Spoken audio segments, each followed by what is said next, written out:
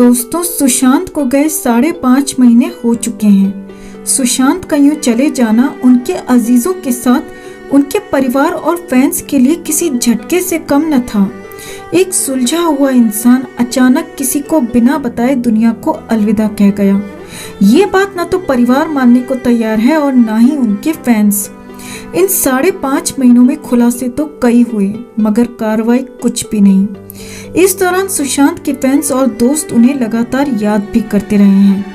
एक ऐसी ही जानकारी सुशांत के जाने के बाद उनके को एक्टर राम नरेश दिवाकर ने दी थी, जो चौंका देने वाली है। दोस्तों, टीवी से बॉलीवुड का सफर करने वाले सुशांत सिंह राजपूत ने अपनी दमदार एक्टिंग के जरिए लोगों के दिलों में एक खास जगह बनाई।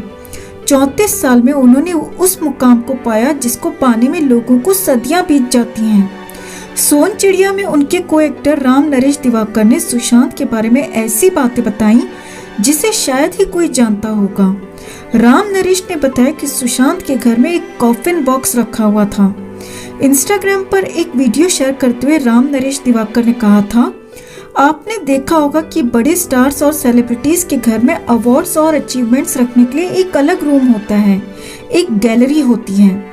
लेकिन सुशांत के घर में ऐसा कुछ भी नहीं था। जब मैं उसके घर गया तो एक कब्र के आकार में एक वुडन बॉक्स वहां रखा हुआ था, जिसमें वो अपने सभी अवार्ड्स डालता था। मैं उस नकली कब्र को देखकर हैरान था और मैंने उनसे पूछा कि ये यहाँ क्यों। इस पर सुशांत सिंह राजपूत ने कहा कि वो इसीलिए कि पैसे और शोहरत मेरे दिमाग में कभी न चढ़ सके, इसीलिए मैं सभी अवार्ड्स यहाँ रख देता हूँ।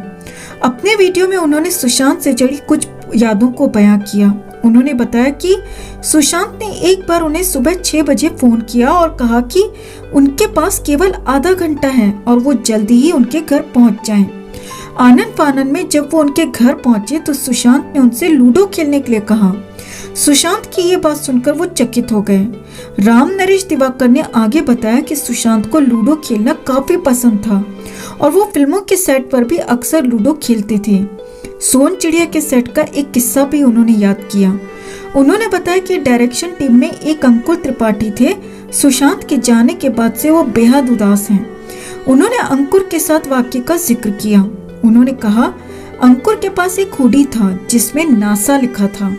सुशांत को वो हुडी बहुत पसंद था। सुशांत ने उनसे पूछा कि ये हुडी कहाँ से लिया। अंकुर ने बताया कि बांद्रा से ही ये हुडी लिया। सुशांत ने वो हुडी उनसे गिफ्ट मांग ली। उन्होंने कहा कि वो आदमी इतना कॉमन था कि वो किसी के साथ भी बैठ जाता था। उन्होंने कहा कि उस आदमी के अंदर बिल्कुल भी ईगो नहीं था। अपनी बात का अंत करते हुए उन्होंने कहा कि उस आदमी के अंदर ऐसी वाइब्स थी कि जो उनका फैन नहीं था वो भी आज उनका फैन हो गया है।